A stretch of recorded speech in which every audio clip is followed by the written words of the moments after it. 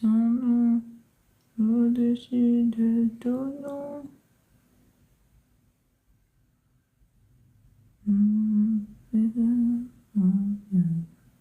Il est Dieu, l'univers, il est Dieu.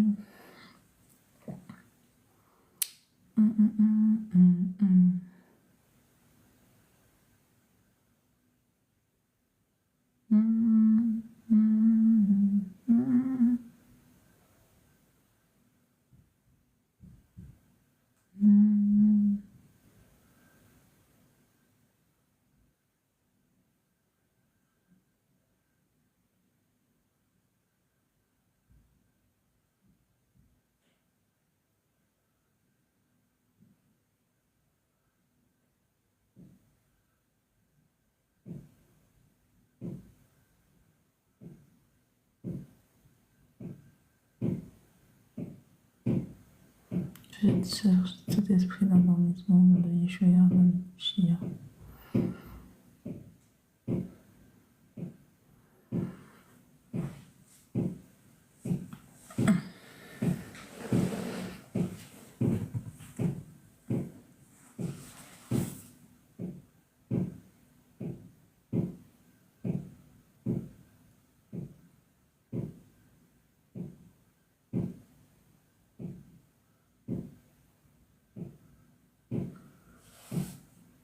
Bonjour petit poussin, j'espère que tu vas bien, la grâce de Dieu.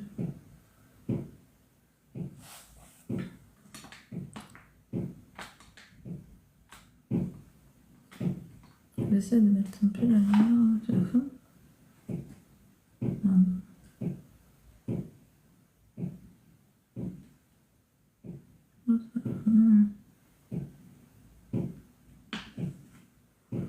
Bon, comment ça va la famille? Comment allez-vous? Comment tout le monde va? J'espère que vous allez bien, la grâce de Dieu. Aujourd'hui, c'est le premier jour de la semaine. J'avais, je comprends pas. On est dimanche. Oui, c'est tout à fait ça. Hier, c'était samedi, c'était le jour du Seigneur. D'ailleurs, j'ai profité, j'ai mangé avec sa grâce. Je suis sortie manger. Du coup, ouais. C'est juste que je croyais qu'on était lundi, du coup, mais non, c'est logique. On est dimanche. J'ai fait ça. Et vous, qu'est-ce que vous avez fait ce jour-là, samedi? Le jour de sanctification du Seigneur. Le jour du repos. Peut-on dire la parole me manque? La parole te manque? Bah, c'est que ça va pas. Qu'est-ce que je comprends pas? Comment ça, la parole te manque?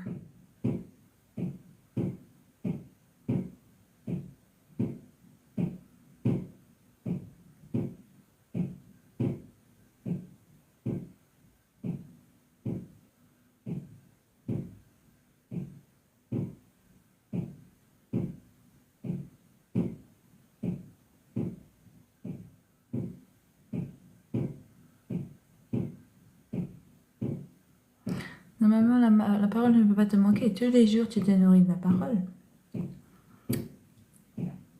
Le Père, il t'accompagne tous les jours de ta vie jusqu'à la fin des temps. C'est ce que dit la parole.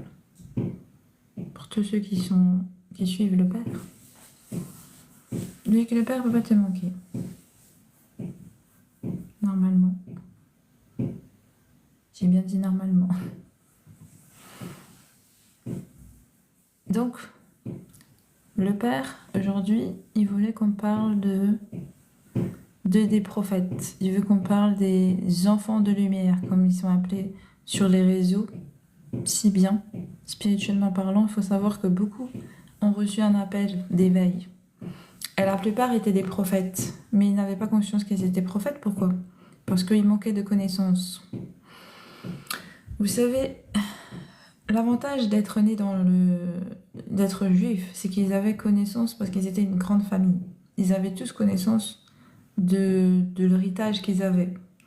Mais quand les portes se sont ouvertes pour toute l'humanité, pour toutes les nations sur la connaissance de Dieu, Beaucoup n'ont pas la connaissance qui manquait aux Juifs. Alors vous allez me dire, mais c'est injuste. Non, détrompez-vous. Car bien qu'ils ont reçu la connaissance depuis le Premier Testament, ils n'avaient pas encore compris la parole. Donc ils avaient la connaissance, mais sans pouvoir vraiment la pratiquer à 100%. Disons qu'ils avaient des notions, voilà, mais qui se sont relayées dans une forme de connaissance de justice plutôt. Ils avaient quand même les bases, que nous n'avions pas. On avait les 10 commandements, certes, mais on n'avait pas vraiment le parcours, le cheminement, etc., etc. Eux, ils avaient les écritures, ils pouvaient étudier. Nous, on n'avait pas encore tout ça. Mais nous, on a eu beaucoup plus que ça. On a eu le tout réuni. Parce que finalement, si on regarde bien, le Seigneur est juste. Hein, car ils ont eu la connaissance et la compréhension des Écritures au même temps que le Seigneur est venu accomplir donc la prophétie de l'enfant qui était promis pour sauver l'humanité. Quand ils ont eu cette image et ils ont eu les oreilles pour entendre, ils ont compris la parole de Dieu qui était donnée depuis l'Ancien Testament, afin qu'ils puissent nous la relayer. C'était comme ça. Ce qui veut dire qu'en réalité, ils ont pris connaissance de la vérité en même temps que nous. Il n'y a pas tellement de différence. C'est juste que eux, ils ont quand même leur histoire avec Dieu. C'est-à-dire qu'ils ont l'habitude de marcher avec lui, de voir les conséquences. C'est ça la différence. Et ils voient les conséquences de leurs actes et ça leur sert de leçon. Nous n'avons pas eu cette marche, mais il nous a fait 2000 ans maintenant que le Seigneur il a ouvert ses portes. Et depuis, il y a eu mille ans d'une génération qui s'est éveillée. Mais c'est sur toutes ces nations. Ça fait que c'est pas tout le monde qui a pu s'édifier. Aujourd'hui, dans cette nouvelle génération qui s'est réveillée, disons que la technologie permet que tout le monde soit informé des connaissances qu'ils ont expérimentées. Vous voyez? Donc ça rétablit le niveau qui manquait auparavant par rapport à l'expérience qui manquait. Donc, en fait, aujourd'hui, le Seigneur, en gros, il a étendu une connaissance équivalente à celle que ils avaient les Juifs dans toutes les nations. Et donc, maintenant, il faut savoir que tous ceux qui se réveillent sur le réseau, par contre, ils ont un manque d'informations vis-à-vis de leur potentiel. Ils s'éveillent avec des dons, ils pensent que c'est naturel parce que c'est culturel pour certains, ça dépend de leur culture. D'autres, ne comprenant pas vis-à-vis de leur culture, ils vont aller chercher des informations sur Internet, ils vont tomber sur telle ou telle spiritualité qui va leur informer de ce qu'ils sont ou ce qu'ils vont être. Mais certains sont perdus, certains carrément ils perdent le parcours. Ils ne savent pas d'où sortent ces dons et comment les traiter. C'est pourquoi il y en a ils finissent devins, il y en a ils finissent cartomancien, magicien, etc., etc. En réalité, tous ceux qui ont des dons spirituels qui leur permettent de communiquer avec l'au-delà, c'est pas pour cela. C'était pour communiquer avec le Saint-Esprit de Dieu. De base, c'était pour être transmetteur de messages pour la parole de Dieu. Mais ce don a été détourné par le mal, par la manipulation, la corruption, etc., qui fait qu'aujourd'hui, beaucoup d'enfants qui devaient s'éveiller à la lumière se sont fait corrompre et ou tout simplement égarés. Alors, ils n'ont pas eu forcément à se corrompre, ils sont devenus coach spirituel, énergétique, tous ces trucs-là, c'est clair que on comprend qu'ils veulent ramener la lumière, mais ils ne savent pas comment. Or, on sait que dans le monde, il n'y a qu'une seule réelle lumière, selon les Écritures, c'est les enfants de Dieu. Et comment sont les enfants de Dieu? C'est ceux qui vont vraiment commencer à relayer la parole. Donc en fait, les dons qu'ils ont spirituels, c'est fait pour entendre ce que le Père a à leur transmettre afin qu'ils transmettent au plus grand nombre à travers la parole de Dieu. C'est comme la révélation qu'ont eu... c'est comme ce qu'ont eu les apôtres, mais sauf que les apôtres, ils l'ont eu physiquement. Eux, le Père les a les a choisis physiquement. Parce que Jésus était déjà en train de marcher en tant que fils de l'homme. Mais si, admettons, Jésus était en tant que Saint-Esprit, par exemple, il aurait fait comme aujourd'hui. Tous les prophètes qui se réveillent, il les aurait contactés de la même manière qu'aujourd'hui. J'ai été contacté, vous avez été contacté pour ceux qui se sont levés en tant que... Je ne dis pas que je suis prophète, hein, mais qu'ils ont entendu la voix de Dieu, ça veut dire qu'ils ont des capacités spirituelles. On dit que... Donc ça veut dire qu'en fait, certains sont, beaucoup, des prophètes. Si on peut dire ça comme ça. Ils sont appelés à relayer les messages de Dieu. En fait, prophète, c'est ça, hein, c'est relayer les messages de Dieu. C'est pas non plus faire des grandes œuvres comme les apôtres, faire ce que Dieu a dit. Et ça, c'est quand tu as le Saint-Esprit. De faire les guérisons, les délivrances, etc. Mais déjà, rien que le don, les dons spirituels, c'est être prophète. Après, c'est différent. Parce que beaucoup des Juifs étaient prophètes, mais n'avaient pas forcément le Saint-Esprit, vous voyez. Ils avaient le don de prophétie par leurs parents. Ils étaient héritiers. Ils avaient hérité dans le sang de ce don.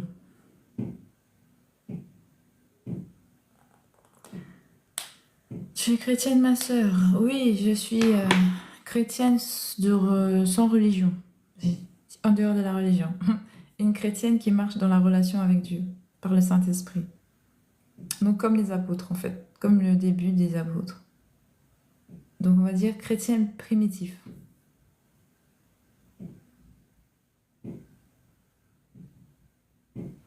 Et tu penses pas qu'il y a eu... Alors, Thibaut dit quoi? Et tu penses pas qu'il y a eu un certain moment, la parole a été détournée? Comment ça, détournée? Après, tu sais, la vérité, forcément, revient au galop. Tu peux pas la détourner indéfiniment, car tout le monde a connaissance des paroles qui ont été prononcées.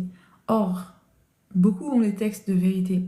Beaucoup d'historiens ont fait des recherches vis-à-vis des écritures bibliques et se sont retrouvés à avoir des vérités. Donc, qui aurait détourné, du coup, les écritures? Ça serait vraiment un complot à grande échelle, hein. C'est pas... Du coup, il faudrait une grande échelle de complot, là. Et dans ce cas, ça prouverait encore plus que c'est vrai. Si on retrouve que ils ont menti à une si grande échelle, c'est qu'en réalité, c'était une vérité, quoi qu'il arrive. Parce que tu veux pas créer un mensonge si tu ne veux pas cacher la vérité. Vous voyez ce que je veux dire? Donc, au final, il y a bien un sauveur. Il y a bien un Dieu. Où est-ce qu'il se trouve? Et je pense que c'est une vérité. Même s'il y a eu des petits passages qui ont été faits pour détourner, bon, pas détourner totalement de la vérité, hein, parce que ça reste une vérité dans l'absolu. En regardons bien. Par exemple, il s'agit du nom. Moi, j'ai eu la révélation que le Seigneur m'a fait sur son nom. Comme quoi que son nom n'était pas le bon. Enfin, n'était pas employé comme il faut. Puisqu'il était né sous le nom de Yeshua. Mais les Écritures ont traduit son nom et l'ont donné un nom anglais, qui est Jésus. Ce qui fait que ça change tout. Spirituellement parlant, c'est pas aussi puissant si vous employez Jésus plutôt que Yeshua. Or, le nom de Yeshua est au-dessus de tout nom. Donc il m'a dit, ça c'est un jeu. C'est une guerre de l'esprit. Comprenez quelque chose. Nous sommes en train de faire une guerre de l'esprit. C'est pour ça que Dieu te révèle ce qui est caché et te dit, avec mon esprit, l'esprit de vérité que tu auras en toi, tu connaîtras les vérités qui te sont cachées. Donc, quand on rentre dans la présence de Dieu, quand on revient à la relation avec lui, on a la connaissance qui nous manquait véritable, celle de Dieu. Et ça nous permet de nous garder justement des mensonges, des erreurs, du mal de manière générale en fait. Puisque c'est la connaissance qui sauve, car Jésus dit, c'est par manque de connaissance que mon peuple périt. Et même la connaissance de Jésus, on te dit que pour avoir le Saint-Esprit, il faut avoir connu, il faut être évangélisé, il faut avoir connu la bonne nouvelle. Tu es obligé d'avoir reçu la parole pour avoir le Saint-Esprit. Si tu ne connais pas la parole et que tu l'acceptes dans ton cœur, tu n'as pas la capacité d'accepter le Fils et donc le Père, vous voyez? Donc on comprend que la parole de connaissance est importante. Et c'est une guerre spirituelle pour que cette parole soit relayée de bonne manière. Parce que c'est ça en fait. Parce que Dieu est vérité. Ça, c'est quelque chose qu'il faut comprendre. Dieu est vérité. Il est absolu. Un absolu ne change pas. D'ailleurs, si vous regardez bien, une boucle, c'est l'infini, mais c'est parce qu'il reste à la même intensité, à la même vitesse, à la même... Je sais pas comment expliquer. Il est dans une sorte d'infinité. Ça veut dire qu'il est comme ça, comme une... Pas une ligne, hein, parce qu'on s'exprime bien comme une ligne, ça fait comme ça. Il est dans le passé, le présent, le futur, à la fois, en un seul temps. Donc, comprenez qu'en fait, il ne change pas. Il est le même depuis le commencement. Moi, ce que quand je lis les Écritures, je retrouve la même chose au début, au milieu et à la fin. Tout le temps. Et c'est en trois car Dieu, il est alpha et oméga. Mais il y a un milieu. Parce qu'on voit bien que ça se rejoint toujours au milieu. C'est lui qui est le milieu du début.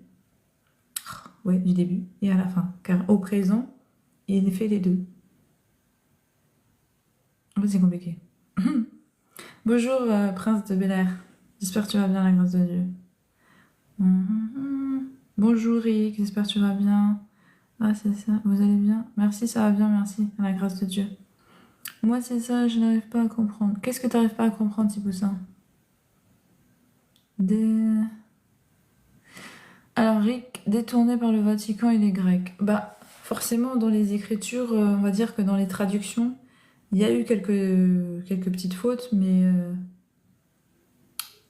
comment dirais-je? Dans l'absolu, le Père a fait en sorte de veiller sur sa parole.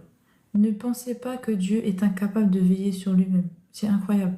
Ne pensez pas que Dieu va laisser quelque chose qu'il a créé, un ouvrage, être détourné sans qu'il puisse agir. C'est le sous-estimer en fait. En fait, dans un certain sens, la foi fait que vous devez être au-dessus de ce genre de pensée.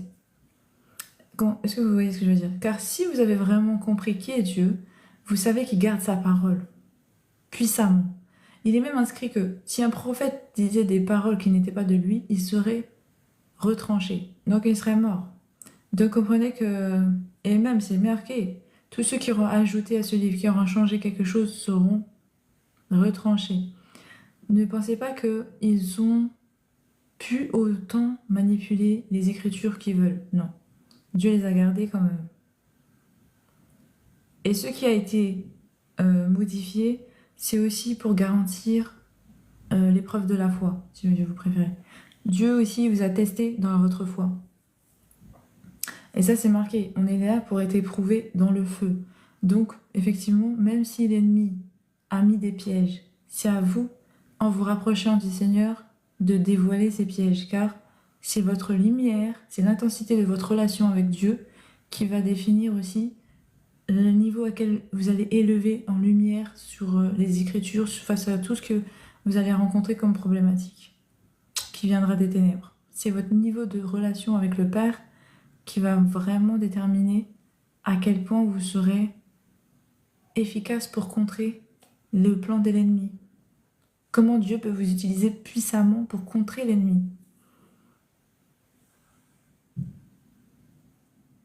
Donc normalement la foi, ça vous permet de pallier à ce genre de pensée.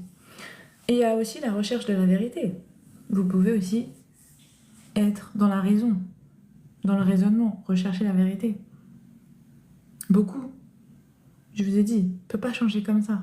Ça a tellement été étudié qu'aujourd'hui, même s'ils ont pris conscience de l'ampleur des Écritures et à quel point ça pouvait leur poser une problématique, ils ne peuvent plus changer quoi que ce soit.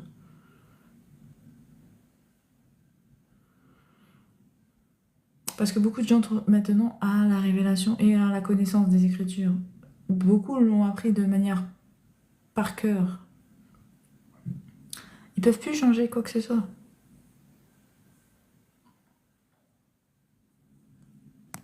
Rick, comment il s'appelle MDR? Yeshua. Ben, c'est important, bien sûr, parce que Dieu est vérité. Quand on comprend le Père, on sait que, en fait, il est saint.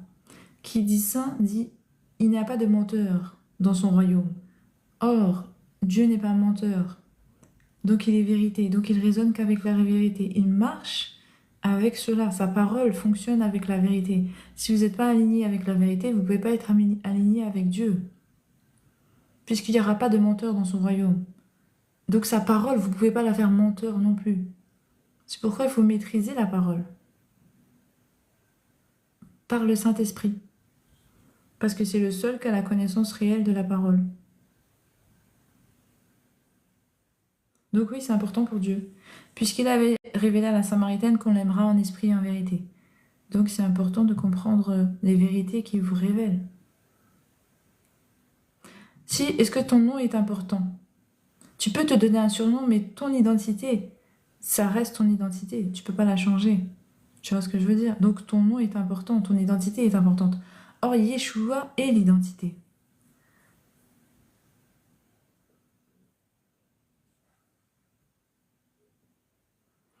Rick, pourtant il est omnipotent. Je sais plus, ça veut dire quoi. Avant, vous savez, omnipotent et alors omnipotent, avant je voulais dire. Oui, c'est tout puissant, tu veux dire, oui. Alors il est tout puissant, qu'est-ce que tu veux dire par là? Il tend. Non. Ça, c'est ce que le malin veut vous faire croire. Que les petits détails, ça ne dérange pas Dieu. Je vous assure que même un détail peut déranger si ce n'est pas la vérité. Pourquoi? Parce qu'un détail peut tout changer. Je vous ai dit, regardez, un nom c'est important, c'est une identité, même spirituellement parlant. Si tu m'appelles, même pas au-delà du spirituel, admettons tu appelles quelqu'un. Si tu dis Marie ou je sais pas, Christophe, tous ceux qui s'appellent Christophe vont se retourner, on est d'accord, car il s'appelle Christophe. Maintenant, comprenez, si vous avez un appel, vous avez une pièce d'identité. Dans la salle, vous appelez la personne que vous avez, que vous avez le nom, vous allez l'appeler, il va réagir. Si vous allez donner un nom traduit, admettons vous êtes dans votre pays, vous donnez un nom traduit de ce même nom, de ce même prénom, la personne ne réagira pas, car elle sait qu'elle s'appelle pas comme ça. Elle va croire que vous parlez à une autre. Or, vous avez la même pièce, mais vous avez traduit son nom. Et il ne saura pas de qui tu parles. Hein. Gêné. Et il ne va pas se retourner. Hein. Par contre, quand tu vas nommer son nom avec son identité, il va dire oui, c'est moi. Mais j'ai pensé que vous parlez. Et tu vas venir t'expliquer. Tu vas dire mais je vous ai appelé, vous n'êtes pas venu. Il va dire mais je ne savais pas de qui vous parlez. J'ai pensé que vous parlez de quelqu'un d'autre. Moi, mon nom, c'est là. C'est mon identité. Du coup, l'identité, c'est important. Même tu passes pas les frontières avec une identité traduite. Hein. Ça n'existe pas. Je comprends pas. En fait, même pour nous, physiquement, c'est important. Donc, dans le monde spirituel, c'est important. Vu qu'il n'y a que le nom qui définit un esprit. Comment tu vas appeler un esprit? Vent? Je sais pas comment. Tu as besoin du nom. Alors, si le nom n'est pas le bon, on comprend qu'il y a un problème. Vous savez, il y a dans Actes, il y a un moment donné, il y en a un qui est enfant de... Donc, on va dire, il y en a un qui est enfant de prêtre et il veut monter une société d'exorcisme avec ses amis. Ils sont 7. Ils sont partis à l'exorciser quelqu'un. La personne est possédée. Il a commencé à dire au nom de justement Yeshua, tu quittes ce corps ou je sais quoi. Et le démon lui a répondu, écoute. Et après il a dit au nom de lui, puis il a dit comme le fait un tel. Ça veut dire il a nommé Paul. Il a dit comme fait un tel, je te dis au nom de Yeshua, quitte ce corps. Du coup il a dit écoute, je connais Yeshua, je connais Paul, mais je te connais pas toi. Donc en gros il a dit je connais Jésus, je connais toi, mais je connais. Mais du coup, comprenez quelque chose.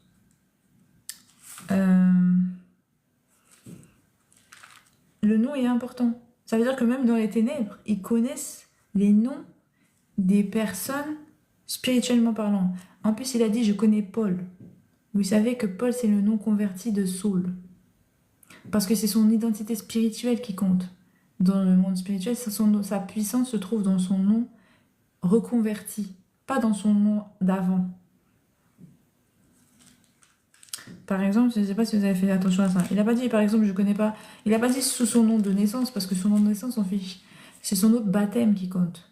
Il a été baptisé, il a été rebaptisé au nom de Paul et non de Saul. Vous voyez ce que je veux dire? Il était au nom de Saul. Il est né au nom de Saul, mais il a été baptisé au nom de Paul. Or, Jésus, il est baptisé au nom de Jésus.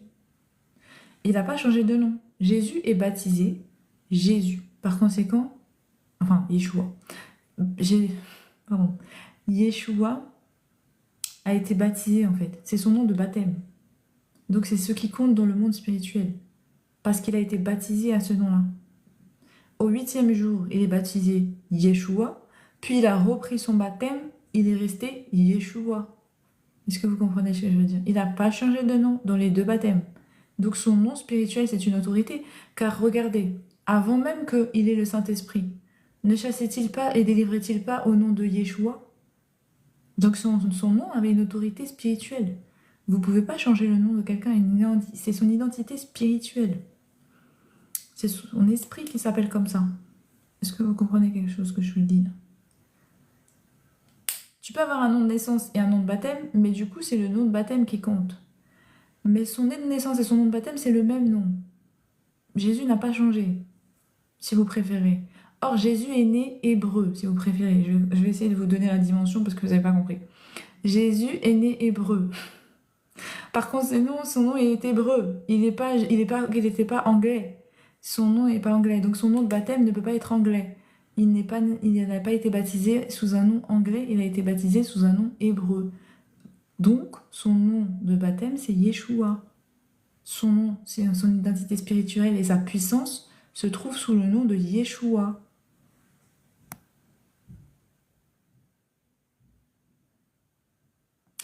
Merci, Bishop.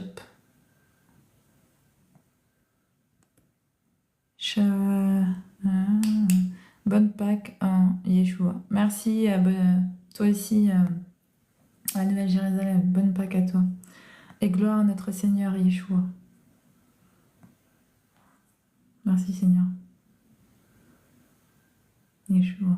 Fadi, il est né quand? Alors, Al-Khali. Alors, pour moi, c'est simple. Yeshua est né au temps où Hérode a procédé au massacre. Je ne connais pas la date. Parce que c'est les historiens qui pourraient vous donner cette date, voire même mieux que ça. Les tribus d'Israël peuvent vous donner la date. Il faut aller en Judée. Allez dans le peuple de Juda. Allez voir les 12 tribus de Juda. Vous leur dites, je sais que vous procédez au recensement de tous vos premiers-nés. Parce que tous vos premiers-nés appartiennent au Seigneur. Comprenez qu'ils avaient ils ont un rite, ils ont un mode de fonctionnement que Dieu les a donné, en fait. Si vous voyez que dès qu'ils sont sortis du désert, enfin non, pardon, de l'esclavage en Égypte, le Seigneur les a fait se dénombrer. Ils ont fait se nombrer, pardon, dénombrer, je sais pas quoi. Ils se sont fait recenser. Donc ils ont eu à compter le nombre d'hommes et leur nom des premiers-nés de leur tribu. Et ils ont continué comme ça, c'est resté pendant des années, des siècles. C'est resté en fait. Donc au moment d'Hérode, ils continuaient à faire cela. Car c'était ce que le Seigneur leur avait demandé, car tous les premiers-nés étaient à lui. Donc il devait recenser dans tous les tribus leurs premiers-nés. Or, étant à Bethléem, c'était Juda. C'était la tribu de Juda qui était concernée. Donc tribu de Juda, vous regardez quel massacre. Vous regardez les naissances et les morts des enfants qu'il y a eu, des premiers-nés. Et vous saurez quel temps. Ah non, il y a 2 Hérodes. Hein. Et Hérode est mort quelque temps après. D'ailleurs, si vous comprenez bien, c'est pour ça qu'ils sont revenus. Ils ont quitté... Alors, ils étaient poursuivis par le vieux Hérode. Oui, parce qu'il y a eu le Hérode fils. Hein. Les deux s'appellent Hérode.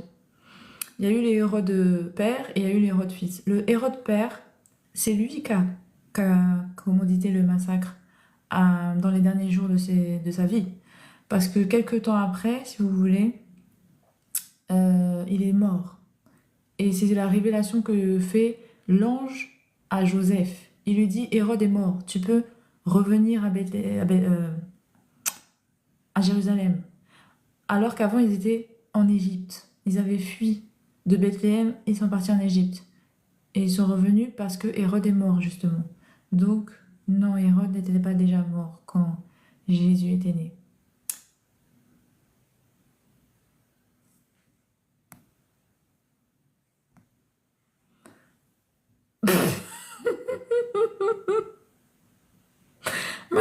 Kali, qu'est-ce que tu racontes? T'as dit quoi? Selon l'archéologie, il n'y a jamais eu de peuple d'Israël en Égypte. Donc c'est faux les 400 ans d'esclavage, c'est ça que tu dis. En plus, tu me parles d'archéologie. Donc tu veux dire que le peuple, il est sorti d'où? Les Israéliens, ils connaissent pas leur histoire. Ils se sont relayés leur histoire, ils se sont inventés depuis des siècles et des siècles. C'est comme si je rentre dans le pays ou dans l'histoire de quelqu'un et je lui dis, vous êtes des menteurs. Mais je dis, mais tu t'es inventé une histoire, tu t'es inventé une vie. Où êtes vous tous, votre peuple? Ils ont inventé ça, tout le peuple. Ils se sont dit, oui, on va dire qu'on s'était fait rendu esclave depuis des siècles au niveau de l'Égypte. Ah ouais. Mais du coup, excuse-moi, on est d'accord sur les hiéroglyphes, sur les dessins, il y avait bien des esclaves. C'était qui les esclaves, s'il te plaît? Tu sais, c'était qui? C'était quel peuple alors? Puisque si tu sais qu'ils ont fait des études scientifiques et c'était pas eux, et c'était pas eux, alors c'était qui? Et ils sont où maintenant le peuple qui étaient esclaves? Tu peux m'expliquer, s'il te plaît? Tu me fais rigoler. Dis-moi, je suis. Tu dis quoi? Faut pas confondre avec l'esclave. Mais qu'est-ce que tu racontes? Du coup, Al-Khali, tu m'expliques? C'était qui le peuple qui était sous servitude quand ils ont quitté l'Égypte? Oui, ben c'est ça, pasteur Géraud. Et ils sont revenus sous la révélation de Dieu par un ange qui leur a dit, vous pouvez revenir parce que Hérode est mort. Mais du coup, ils seraient pas revenus sinon. C'est parce que c'est Hérode qui voulait attenter à leur vie, car il voulait pas qu'ils montent roi. Car quand les mages sont venus, ils ont dit, il y a le roi qui est né. Du coup, il est venu, ils ont dit, ils cherchent le roi. Ils voulaient honorer le roi.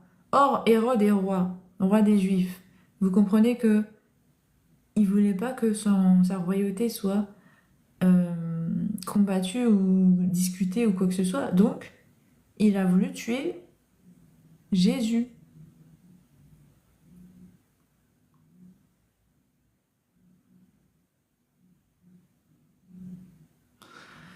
Dans les hiéroglyphes, il y a une seule mention du peuple d'Israël.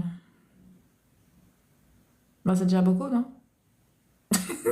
Parce que tu crois que tu peux avoir quoi? J'explique. Explique-moi. Il n'y a pas besoin de plus, hein. Ça prouve qu'ils ont dit vrai, non? Puisque leur histoire, elle est retracée. En fait, c'est pas comme si c'est un peuple sans histoire. C'est un peuple qui connaît son histoire. Et il nous l'a transmis. Pas vraiment. En partie, une partie du peuple l'a transmis. Quelques-uns du peuple l'a transmis. Mais ça a ouvert une foi véritable sur des milliers de personnes. Et des scientifiques, des archéologues et tout ont été attestés cette histoire en fait. Et beaucoup, c'est avéré vrai. On parle plus d'histoire. Là, c'est vraiment des témoignages. Cet ouvrage est répertorié comme étant des témoignages, hein. On parle pas, même pas. Ça veut dire qu'il n'y a même plus à discuter. Historiquement, ça, c'est prouvé comme étant des témoignages. 56, alors, il y a 66 ouvrages, je crois. 52 ou 56 ont été déclarés par les scientifiques étant des vérités. C'est-à-dire un vrai témoignage. Donc là, en fait, on se trompe pas là-dessus, hein. Bonjour Charles, j'espère que tu vas bien, la grâce de Dieu.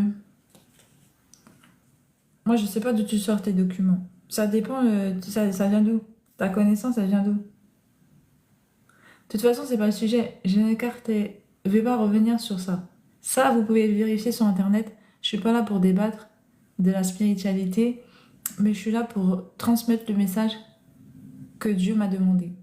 Or, il m'a demandé de parler à ses prophètes.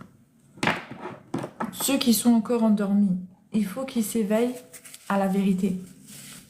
À la vérité que qu'est-ce qu'un enfant de lumière? Un enfant de lumière, c'est celui qui est appelé par Dieu à relayer sa bonne nouvelle, à montrer le chemin, parce qu'il est enfant de Dieu. C'est une brebis égarée. S'il n'a pas retrouvé le Père et la parole, il est une brebis égarée. C'est comme si Moïse était encore resté berger. Vous voyez ce que je veux dire? Qu'il n'avait pas eu la révélation du Père et qu'il n'avait pas accepté sa mission. C'est un peu comme ça, vous êtes endormi. Vous n'avez pas reçu le feu. Le feu n'est pas en vous. Le feu, vous ne l'avez pas rencontré. Il faut rencontrer votre feu. Il faut rentrer dans votre mission de vie.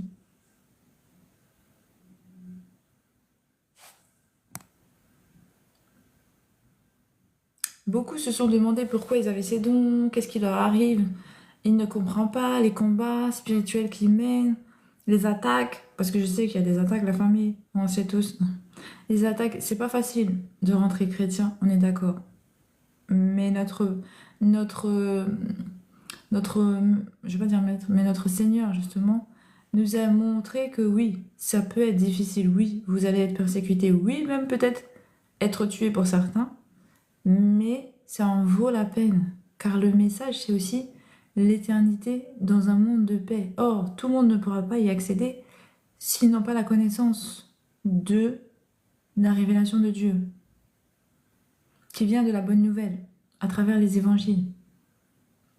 C'est important de comprendre que c'est une vérité et que c'est une responsabilité à laquelle il va falloir vous réveiller.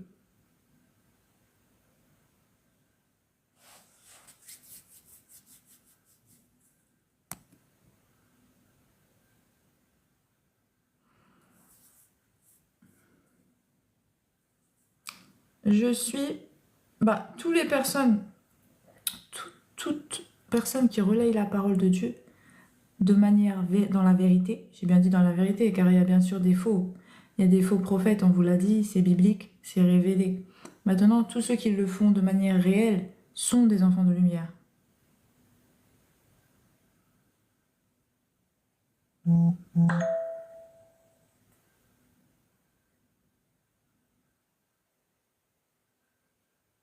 Et c'est ceux-là qui sont appelés enfants de lumière. Il n'y a pas d'autres enfants.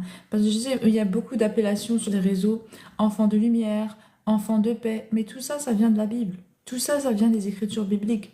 Un enfant de lumière, c'est un enfant que Dieu a choisi pour qu'il puisse transmettre et relayer sa parole. Donc c'est un enfant de lumière. Et un enfant de paix, c'est pareil. Qu'est-ce qui donne la paix? C'est Dieu. Qu'est-ce qui est la lumière? C'est Dieu. Donc c'est un enfant qui parle de Dieu. C'est un homme qui a des dons spirituels qui le ramènent vers le Seigneur. C'est lui qu'il a été choisi pour donner sa parole. Donc il a forcément une capacité spirituelle qui va en accord avec ce qu'il doit faire. Parce que relayer dans ce monde la parole de Dieu, comprenez que c'est pas simple. C'est un monde rempli de ténèbres. Or, on vous dit que vous êtes le sel. Vous savez, le sel, c'est quoi? C'est ce qui retire les ténèbres. C'est ce qui apporte, qui, en fait, si on peut dire absorber les ténèbres. Le sel absorbe les ténèbres. Si on peut dire ça comme ça. Comme dans la mer, quoi. Genre, il les retient, il les enferme, voilà. Mais du coup, il a dit aussi, vous êtes la lumière. Vous êtes sur une montagne, afin d'éclairer ceux qui ont besoin. Comme lui, il était sur la montagne avec son feu, en train d'éclairer le peuple d'Israël, avec sa connaissance, ramener la justice par la parole et donner la parole de justice, les lois, les commandements. Il donnait la vérité, il donnait l'amour aussi, mais surtout la justice à travers la... En fait, il ne peut pas exister, je vous ai dit, l'amour sans la justice. Ça va ensemble. Celui qui nous a... Enfin, ça va ensemble, ça marche ensemble, vous voyez. Celui qui nous attaque, c'est lui-même qui nous apprend la lumière. Eh oui, c'est-à-dire qu'il nous attaque. Il ne nous attaque pas directement non plus, hein. Enfin, pas pour certains. Et en fait, le père corrige que ses enfants. Sinon, les autres, c'est pas lui. Ça, c'est pas lui. C'est la loi, c'est les ténèbres de ce monde. Pour ce qui concerne ses enfants, c'est lui qui corrige. Mais si vous êtes attaqué dans ce monde, c'est les ténèbres qui vous attaquent, c'est pas le Père. Si vous ne connaissez pas le Père, c'est pas le Père qui vous touche. Le Père, il corrige ses enfants. Oui, il va les taper, c'est lui, il va les taper.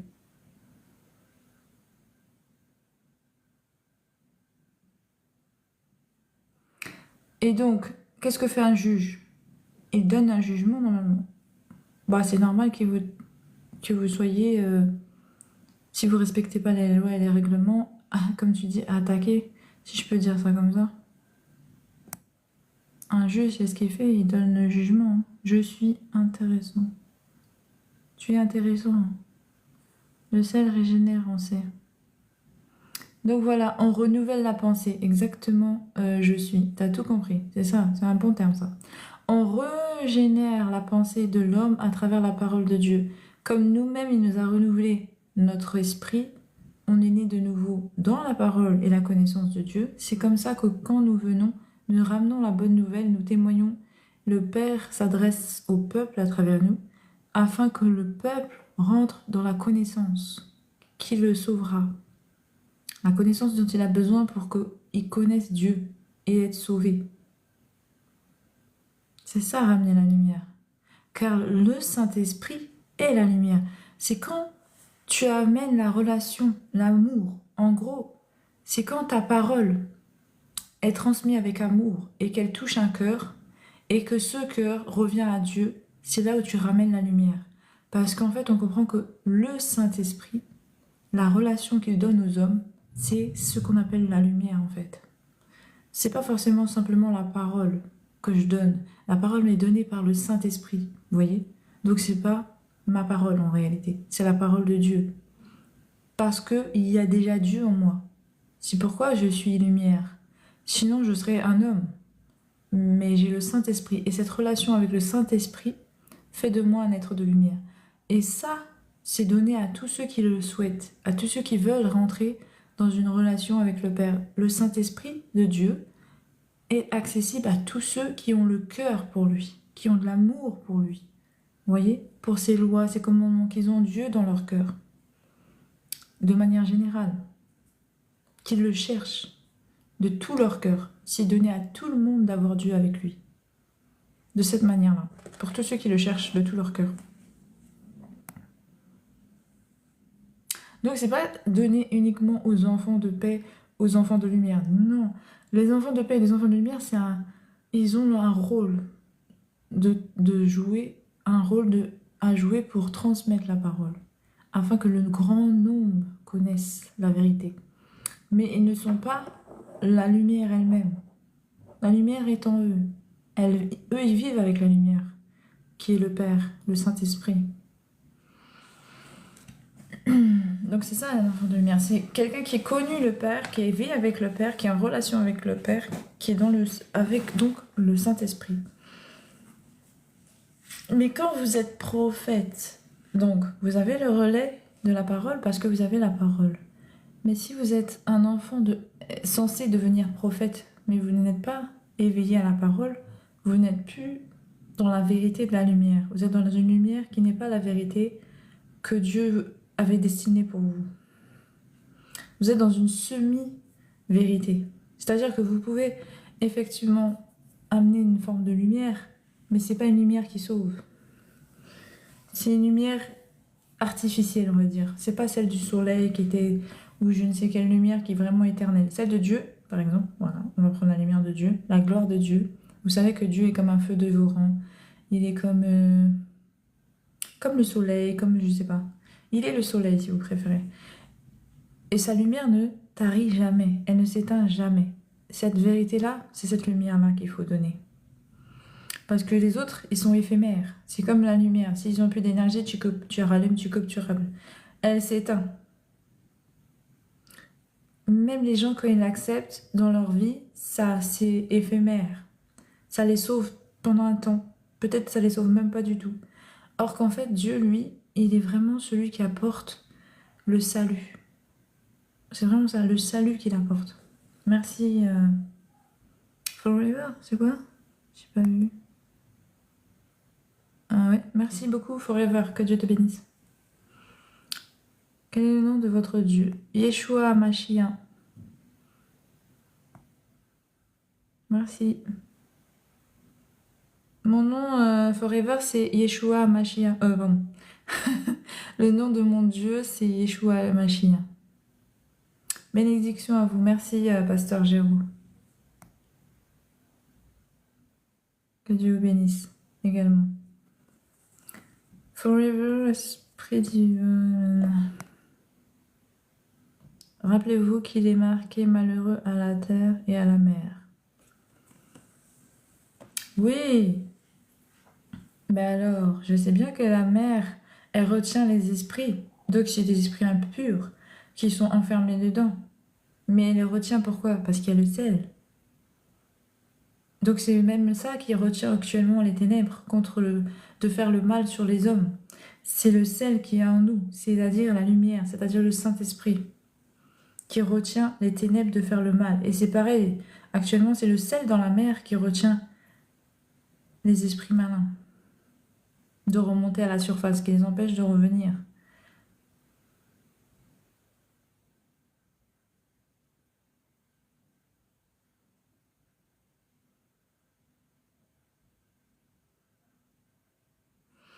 Et puis qu'est-ce que je veux dire par là, malheureux? Mais c'est parce que c'est le jugement, malheureux à la terre et à la mer. Tout va être détruit. Exactement, petit poussin. C'est encore pire. Ce que tu dis, c'est un fait de notre temps aujourd'hui. C'est que tout passera. La terre, la mer, tout ce que vous connaissez, sauf ce que nous prononçons, la parole de Dieu. Les Écritures que la bonne nouvelle qui est Yeshua Hamashiach, ce que Jésus-Christ a fait pour nous à la croix, comme quoi qu'il a expié le péché et qu'aujourd'hui nous avons une relation avec notre Dieu qui s'est révélé il y a de ça depuis 5-6 000 ans à l'homme. 5-6 000 ans, c'est pas beaucoup, mais regardez à quel point depuis ce temps-là, l'homme n'a cessé d'évoluer, depuis la révélation. Vous savez que l'homme existe depuis plus de 2 millions, et c'est qu'il y a 6 000 ans que l'homme s'est réveillé vraiment dans une forme d'intelligence constante, évolutive, si je peux dire comme ça. Et donc c'est la plus grande évolution rapide. En fait, l'homme n'a jamais aussi évolué aussi rapidement que depuis que Dieu s'est révélé. N'est-ce pas? Si tu regardes l'évolution et l'histoire de l'homme, regardez bien depuis combien de temps l'homme s'est éveillé. S'était éveillé à son intelligence.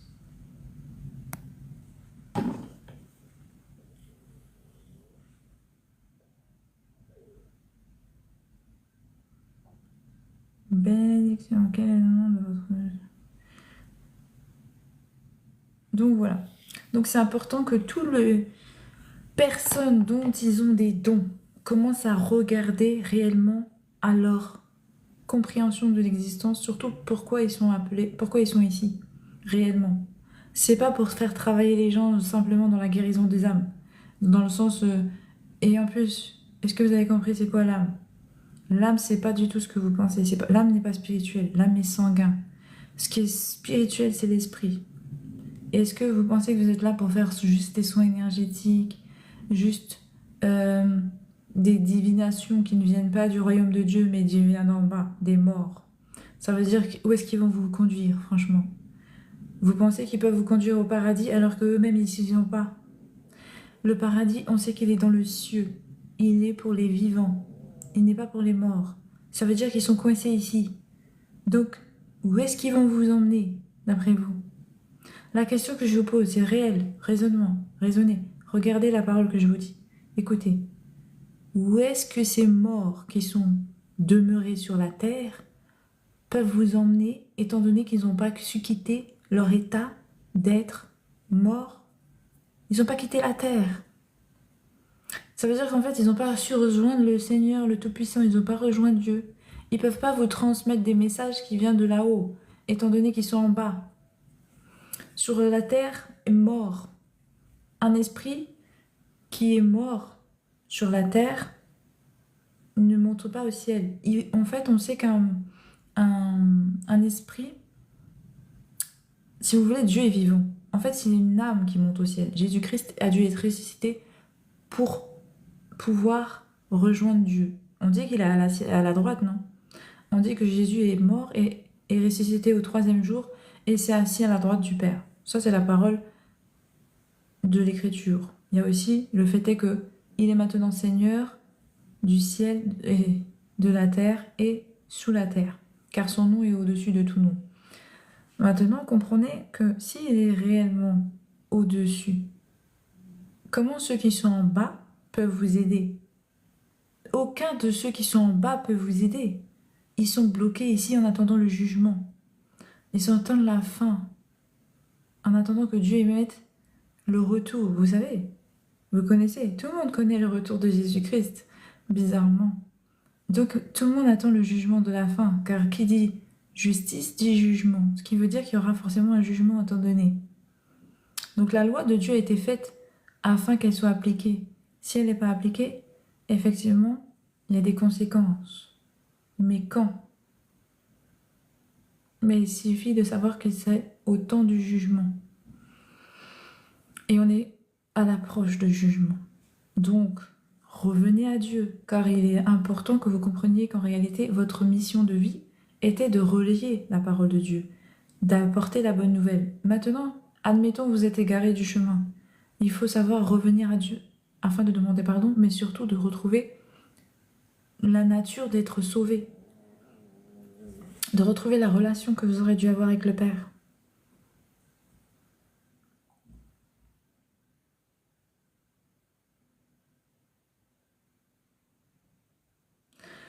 Alors, type 5, l'homme ne peut pas évoluer dans le bon sens tout le temps que le chef du mal est vivant. Il faut savoir quelque chose.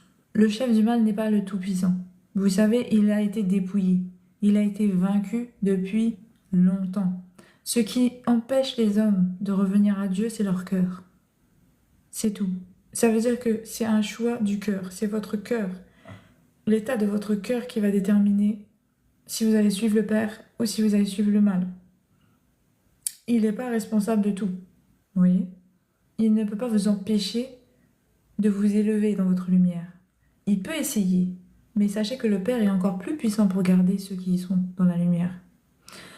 Donc, si vous avez du cœur, vous reviendrez à Dieu facilement. Parce que comme dit Jésus, ceux qui sont de ses brebis, quand ils entendent sa voix, ils le suivent. Donc si vous entendez l'appel de Dieu, n'endurcissez pas vos cœurs. Mais au contraire, ouvrez vos cœurs afin qu'il puisse entrer et faire son nid. Qu'il vous apporte la lumière. Parce qu'il suffit d'entendre et de comprendre. Il suffit simplement d'entendre et de comprendre et d'accepter qu'il est celui qui est réellement le chemin, la vie, la vérité. Il n'y en a pas d'autre. C'est ce chemin-là qui nous offre, qui sera la grâce et le salut de Dieu. C'est ça. Car comprenez que si, comme il y a un procès, il y a un juge, il y a des avocats, etc., à un moment donné, si un jugement a été fait qui a été trop lourd, ou on a revu les pièces, etc., comment on appelle cela? Une grâce. D'accord. Donc le Père nous a donné une grâce en Jésus-Christ. Il ne faut pas la rater, la famille. Car vous êtes tous condamnés. On est tous condamnés, on est tous pécheurs.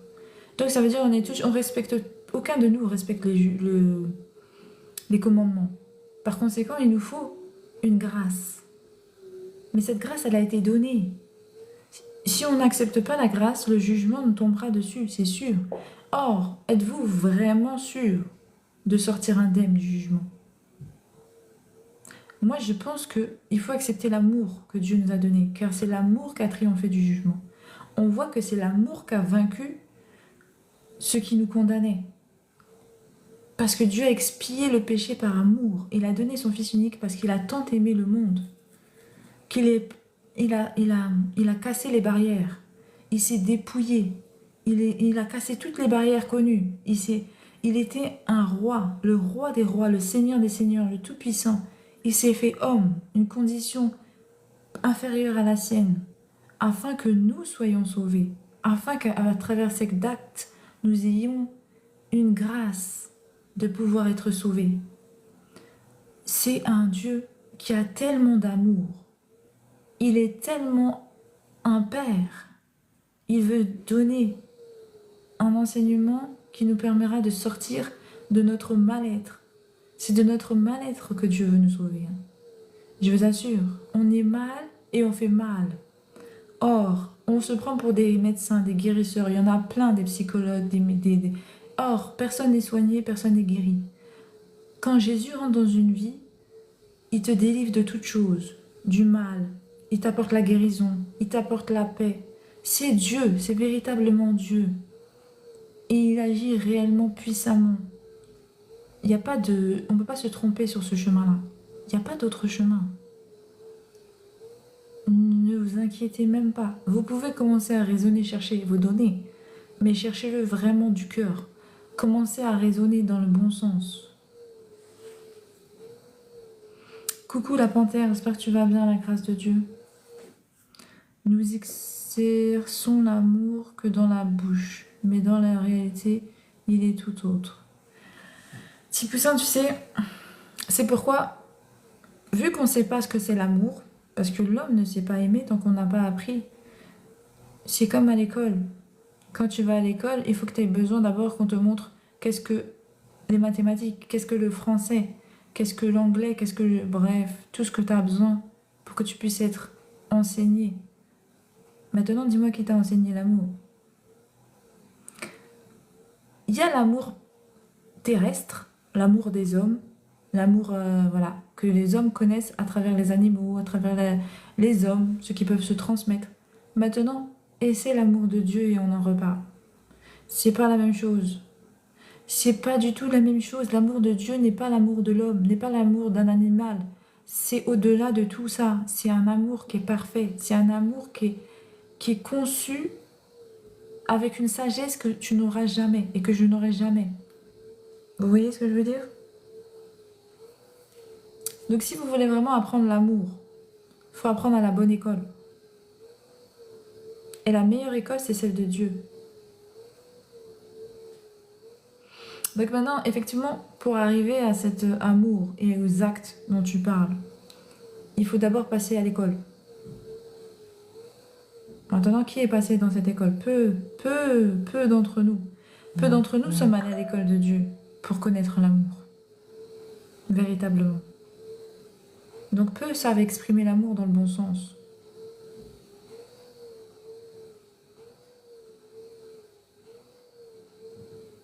L'amour est tellement simple, trop simple pour les humains. 6%, je crois que tu fais erreur quand même. Je ne sais pas si tu as remarqué la complexité de l'amour. Je ne sais pas si tu as vu la complexité de l'amour. Non, l'amour, c'est simple et à la fois, ça va dans plusieurs sens, en fait. Ça dépend dans quel sens tu vas le prendre. Mais je pense que c'est aimer les autres. C'est la... Franchement, il n'y a pas mieux que ce que Dieu a dit. Aime-le, aime-toi, aime les autres. Mais comment il a simplifié cela parce qu'il a dit en lui, il y a l'accomplissement de l'amour. Je vous explique. Il vous a montré la justice. Il vous a dit que ça permet qu'il y a la différence, le discernement, la séparation entre les ténèbres et le bien. Sans cela, il n'y a plus de bien. D'accord? Donc, l'amour ne peut pas exister sans qu'il y ait une protection, sans qu'il y ait une limite. En gros, l'amour, c'est aussi des limites. C'est un respect de la limite de l'autre aussi. Donc, il y a la justice donc dans l'amour, obligatoirement. Ensuite, il y a le côté, quand tu l'aimes, en lui, il y a tout. Il y a la connaissance, il y a l'équilibre. C'est ce qui te manque. Il te manque la connaissance, il te manque l'équilibre. L'amour, il est en toi, parce que tu as été créé avec l'amour. Mais tu peux le perdre. Il y a des gens, ils s'enferment, ils ferment leur cœur et la blessure. C'est pour ça les blessures, ça te ferme à l'amour. Les blessures, ça te change une nature. Tout ça, ça te transforme. Donc en fait, tu as besoin de l'amour de Dieu qui va te restaurer, qui va te régénérer, qui va te renouveler. Et puis ensuite, qui va t'enseigner comment aimer sans te faire mal. Aimer de manière durable. Ça veut dire savoir pardonner, déjà, être moins orgueilleux, plus humble. Dieu va t'apprendre des choses que soi-disant on connaît en parole. Beaucoup connaissent, oui, il faut que tu sois humble, oui, mais combien arrivent à l'appliquer? C'est ça le problème de la famille. On n'arrive pas à l'appliquer. Mais Dieu, lui, il nous envoie son esprit. Son esprit est en nous et il nous fortifie dans cet amour. Est-ce que vous comprenez? Ce qu'il te manque, il te l'apporte. La compréhension, il te la donne. Il te manque de l'amour, il te manque de la foi, il te manque quelque chose. Tu lui demandes, il te donne. Est-ce que vous voyez ce que je veux dire? Donc il te fortifie à être ce que tu devais afin d'exercer cet amour. Il te guérit, il te pense, il te régénère, il te restaure. Tes pensées sont tournées vers le bien et non vers le mal. Tu ne peux pas penser mal avec le Père. Toujours, il va te dire qu'est-ce que tu dis, qu'est-ce que tu fais, c'est pas bon. Quand tu vas vouloir faire le mal, c'est mort. Hein. Tu vas te faire taper, corriger clairement. Et puis, quand tu seras aimé, et tu seras choyé. Et encore plus dans l'amour. Parce que Dieu va t'aimer encore plus parce que tu sais donner de l'amour. Donc tu recevras encore plus d'amour. Et de ce que tu donnes et de ce que tu reçois de Dieu. Et tu t'épuiseras jamais de donner. Car vous savez, on a remarqué, à un moment donné, l'homme est fatigué de donner de l'amour. Car il n'est pas renouvelé, restauré. Enfin, il ne reçoit pas ce qu'il donne la plupart du temps. Mais Dieu lui donne toujours de manière juste. T'as ce que tu as besoin, car il le sait clairement. Dieu est au-dessus de tout. Il est au-dessus de nous tous. Par conséquent, il arrive à voir tout ce qu'on ne peut pas voir, nous. L'amour parfait peut se exercer qu'en présence de Dieu, la famille. En vrai, on a été créé pour qu'on soit en lui et lui en nous. Afin que nous ayons plus d'imperfections, enfin, pour pallier à tout ce qui est, je ne sais pas, tout ce qui manque en fait, pallier à ce qui nous manque.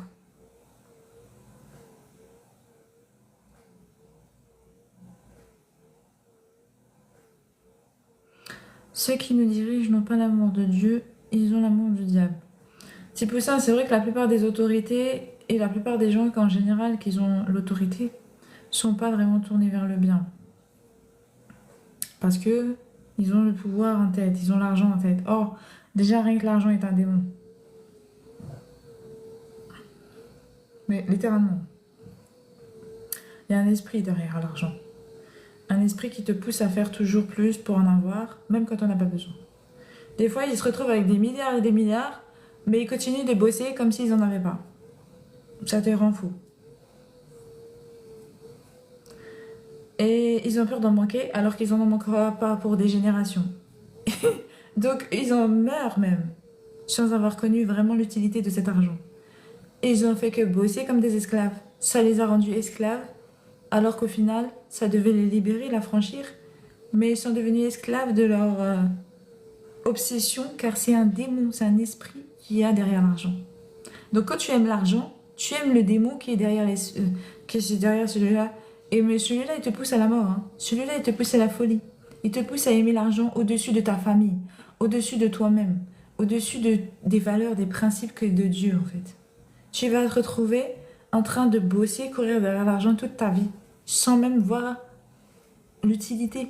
Tu en auras des milliers, sans même les profiter, car tu vas passer ton temps, nuit et jour, à bosser pour en gagner toujours plus, sans voir la valeur. Est-ce que quelqu'un comprend? Aucun plaisir réellement profond d'avoir tout cet argent. Toute ta famille est en train de te reprendre la tête. Tes gens en train de... Je rigole pas la famille, c'est pas des blagues. C'est pas un argent où tu es serein, tu es pesé. Si tu es là, tu es apaisé, tu te la coules douce. Non. C'est un argent où tu cours derrière, tu pleures et tu finis pas alors que t'en as des milliers. T'en as des milliers, mais tu continues comme si t'en as pas. Il te rend fou. C'est un esprit. Tu vois même pas ta famille, tu t'en fous. Tu es dans l'esprit de dire non, je dois gagner de l'argent. Pourquoi? Tu en as plein. Non, c'est pas grave, je vais en manquer. Tu as des pour génération. Il y en a qui en a pour des générations et des générations, ils courent toujours derrière. Je n'aurai pas demain. Non, je pourrai pas faire ce que je veux. Ils sont complètement conditionnés à penser qu'ils sont esclaves de l'argent. Ils sont conditionnés. Et l'esprit, là, les a rendus complètement esclaves. Esclaves de l'argent.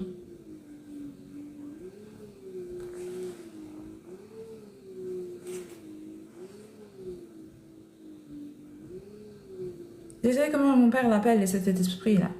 L'esprit de mammon. Oui, c'est biblique. Regardez. Le spirituel et le matériel n'est pas compatible. Faux. Complètement faux et refaux. Qui a créé le matériel? Qui a créé tout ce qui est physique en fait? C'est le spirituel. Et il n'y a rien qui naît dans le monde, quel que soit ce que vous allez créer, si ce n'est pas venu d'abord dans le spirituel. Donc non, c'est compatible. C'est juste que les gens, ils savent pas comment exercer leur spiritualité de manière à ce qu'il y ait un équilibre entre les deux. Il y en a qui sont pas, ils savent pas s'équilibrer. Mais ça, Dieu l'apprend. C'est vrai. Je vais pas vous mentir. Ça s'apprend, c'est un exercice. Si t'es trop dans le spirituel, ça va pas. Si t'es trop dans le matériel, ça va pas. Il faut un juste milieu. Il faut s'équilibrer. Je vais vous lire le côté Mammon. Le spirituel et le matériel n'est pas compatible. Tu penses que parce que t'es spirituel, t'as pas de droit au matériel, c'est ça?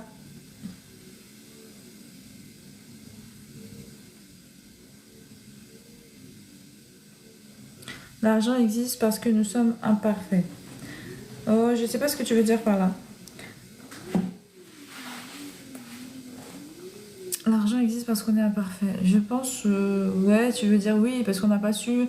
Oui, bah oui, de toute façon, oui. Parce qu'effectivement, on avait de tout. On aurait pu échanger, troquer. Il fut un temps, il y avait un peu de troc, mais ça n'est pas resté. Parce qu'il y a le mal. Effectivement, le bien, le troc aurait suffi à ce que tout le monde vive, tout le monde profite, qu'il y ait une communauté qui partage, comme ils ont voulu faire les chrétiens au début. Mais vous avez vu, ça n'a pas duré. Hein. Ça n'a pas duré. L'homme ne peut pas marcher comme ça. Sur la terre, c'est impossible. Ah non, c'est impossible. Marcher en communauté, mettre tous leurs biens en commun, avancer dans ce sens, c'est un peu compliqué. J'avoue, moi, quand les chrétiens, les apôtres, ils ont commencé à monter l'église du Christ, ils ont effectivement mis tous leurs biens en commun. Il y a déjà eu un couple qui a voulu mentir au Saint-Esprit. Ils ont déjà voulu mentir et vouloir garder l'argent pour eux. Donc on comprend que, je vous ai dit, hein, l'argent c'est carrément quelque chose qui peut perdre l'homme. Même le Seigneur le dit. Il se peut qu'un riche n'accède pas au paradis. Parce qu'il sera difficile pour lui de se défaire de cet argent. Ce sera difficile pour lui, à un riche, d'accéder au paradis. À cause de l'argent. Et quand on sait que l'argent, en réalité, c'est un esprit, c'est un démon, on comprend pourquoi. En fait, la personne est sous emprise, mais elle ne le sait pas. Il faut faire une délivrance, carrément. Il faut qu'elle ait Jésus dans sa vie. Il faut qu'elle soit dans la lumière. Si je vous lis le passage... Oh, je vais prendre ça plutôt. Parce que moi, les écritures dans les trucs, là... On va faire vite.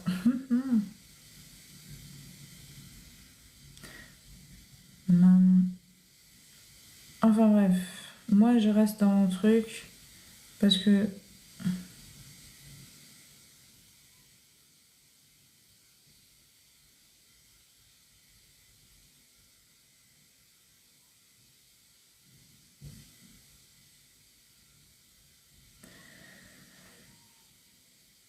alors, maman désigne la richesse ou le gain souvent mal acquis. Donc en fait, le démon mammon, il se touche principalement, c'est pour ça qu'il faut bien séparer le mal et le bien, c'est que le bien dûment gagné est une richesse intarissable, mais le bien, enfin l'argent mal gagné, c'est là où maman il intervient. C'est là où tu réveilles le démon. Le démon de l'argent, maman, en réalité, il touche ceux qui ont mal acquis leur argent. Ceux qui ont fait du mal pour avoir cet argent. Ceux qui ont menti, manipulé, volé, etc. Ils perdent toujours l'argent. C'est pour ça qu'ils sont toujours en quête de cet argent, car c'est pas de l'argent bien acquis. Donc l'argent mal acquis, c'est maman qui s'en occupe, et cet argent-là, en fait, vous la perdez facilement. Vous l'avez acquis par malhonnêteté, vous la perdez par malhonnêteté, facilement, pardon. Par contre, quelqu'un qui travaille dur, qui gagne son pain jour après jour, n'est pas concerné par cela, car il s'agit de l'argent bien acquis. Donc il n'y a pas de démon derrière un argent bien acquis. C'est pour ça que je vous ai dit non. Parce que même le Seigneur parle de salaire. Il vous donne un salaire, il vous donne de l'argent dans ce monde, c'est comme ça que ça fonctionne. Mais si vous avez de l'argent mal acquis, vous êtes en prise avec un démon.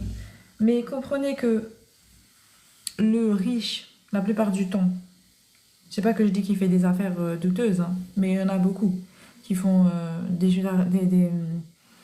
qui ont des richesses par manipulation, etc., etc.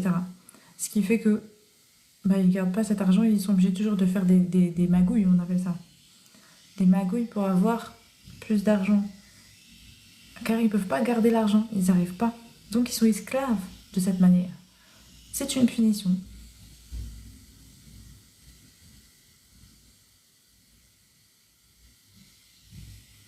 Mais du coup, là, la lumière, c'était sur Yeshua. Moi, je suis pas venue parler des ténèbres. Je suis pas venue parler de maman. Je suis pas venue parler de tout ça. Ça, c'est des ténèbres, je donne pas la lumière aux ténèbres. Moi, ce que je veux donner la lumière, c'est Yeshua. C'est les enfants de Yeshua, plus précisément. C'est les prophètes qu'il avait prophétisés. Il y a les faux prophètes, certes, mais il y a des vrais prophètes qui devaient se lever. On attend avec une ardente désir le jour de la révélation des fils de Dieu. Donc, comprenez que cet ardent désir de voir les fils de Dieu, c'est à travers cette révélation de gens qui ont des dons spirituels que Dieu avait appelés à s'éveiller à lui et qui ne se sont trompés de parcours, se sont trompés de chemin. C'était des enfants qui étaient censés ramener le message, de ramener la parole, relayer la parole de Dieu. Comme quoi que Yeshua est le chemin, la vie et la vérité. Que Jésus, si vous préférez, pour ceux qui le connaissent sous ce nom, traduit, parce que c'est la traduction de Yeshua. Donc ceux qui savent que Jésus est le chemin, la vie, la vérité.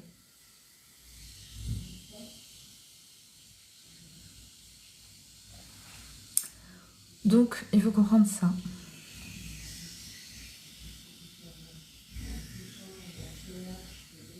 Et il appelle à revenir à lui.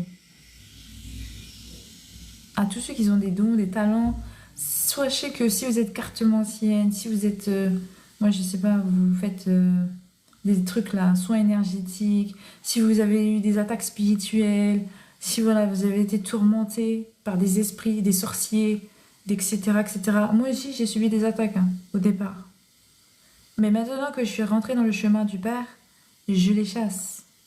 J'ai pris l'autorité sous le nom le plus puissant, sous le nom sous lequel tout genou fléchit, car c'est ce que Dieu nous a offert aussi, la délivrance. On nous a offert la délivrance contre les attaques des ténèbres. Vous savez qu'un enfant de Dieu peut délivrer des ténèbres.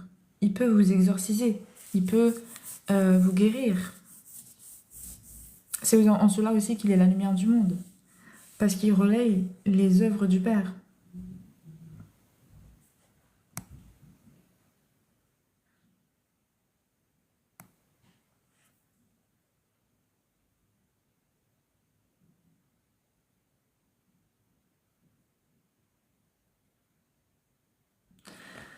Merci Kamat, coucou, bonne fête à toi, j'espère que tu vas bien, la grâce de Dieu.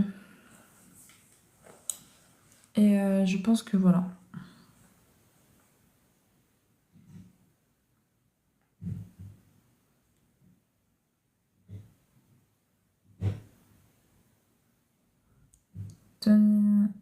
C'est moi qui dis qu'il faut aller...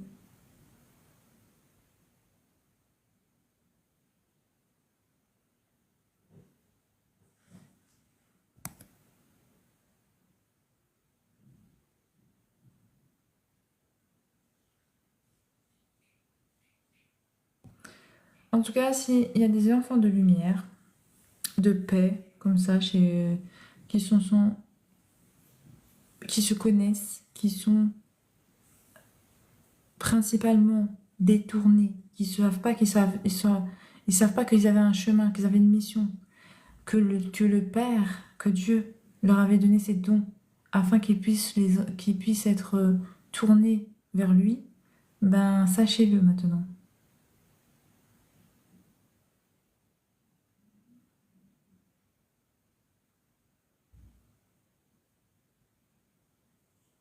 Oui, frère, laissez-nous parler de Jésus ici. Exactement.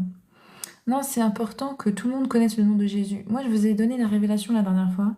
C'est que j'ai eu à penser, j'ai réalisé que j'ai eu... Ça m'a fait mal un peu au cœur. Je me suis dit, mais c'est quoi ça? Je me suis dit, est-ce que c'est normal? Regardez, j'ai été à comprendre à travers les Écritures et par la révélation de Jésus que il était Dieu et que le chemin, c'était lui. Et que maintenant, si vous cherchez Dieu, il fallait le chercher lui.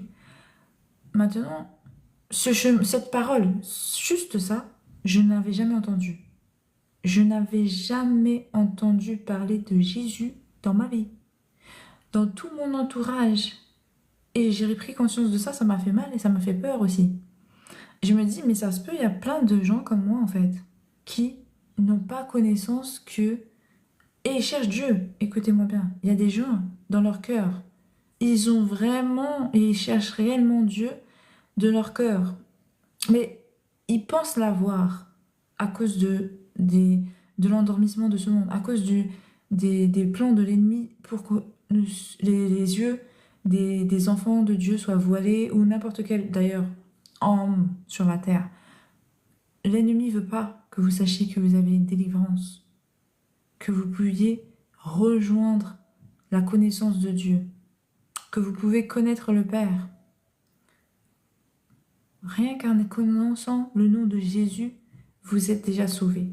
Rien qu'en connaissant son nom, vous avez déjà la capacité d'être sauvé. Or, son nom n'est pas reconnu partout. Hein. Moi, j'avais jamais entendu Jésus.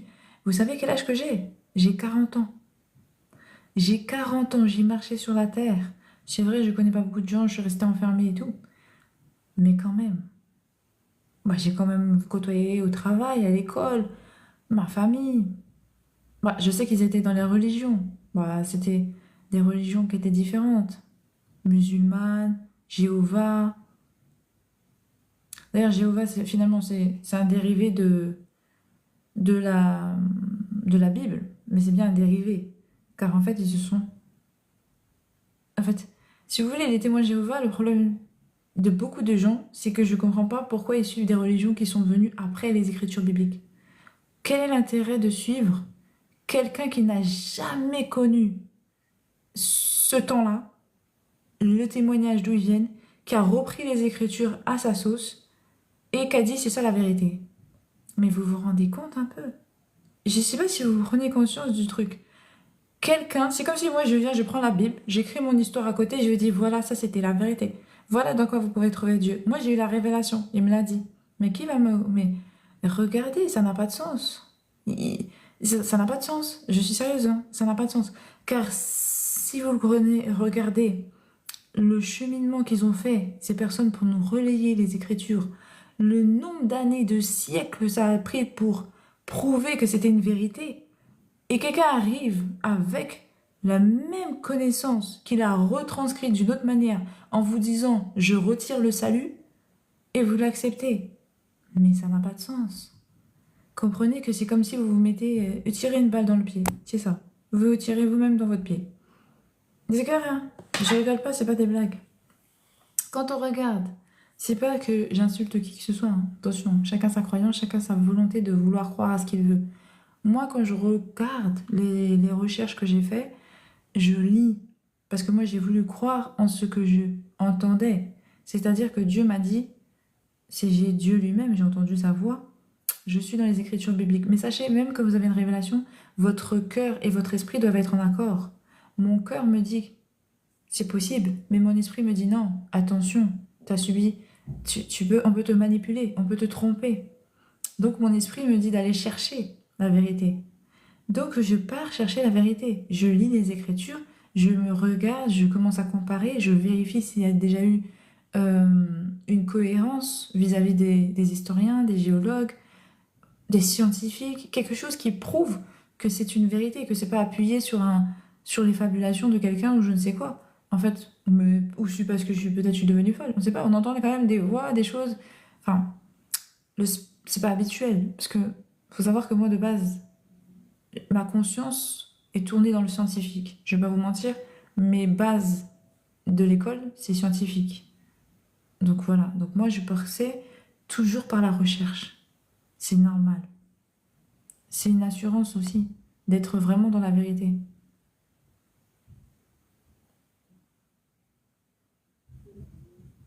Kamat, j'ai déjà dit ça, hein, tu aimes beaucoup parler des ténèbres. Mais moi, je ne parle pas des ténèbres. Il suffit de lire les Écritures pour comprendre qui a créé le mal. Et pourquoi, et comment, et où est-ce qu'on en est maintenant. Il y a le passé, il y a le présent, il y a le futur. Maintenant, sur quoi on veut occuper notre regard? Qu'est-ce qui veut nous faire sortir de l'état dans lequel nous sommes aujourd'hui? Est-ce que c'est le passé? Est-ce que c'est le présent? Est-ce que c'est le futur? Je vais vous dire, c'est un peu des trois. Mais ce qui est important sur lequel se concentrer, c'est sur la personne qui réunit les trois en même temps. Je veux dire que Jésus-Christ réunit les trois. Comme il dit, j'étais celui qui était, je suis celui qui est, et je suis celui qui revient. Donc en lui, nous avons les trois, le passé, le présent, le futur. Concentrons-nous donc sur Jésus et arrêtons de nous donner de la lumière à ceux qui n'en ont pas besoin. Car si tu veux connaître le passé, tu regardes en Jésus. Si tu regardes le présent, tu regardes en Jésus. Car c'est ta confession de cœur que tu dois avoir aujourd'hui, c'est d'avoir Jésus dans le cœur.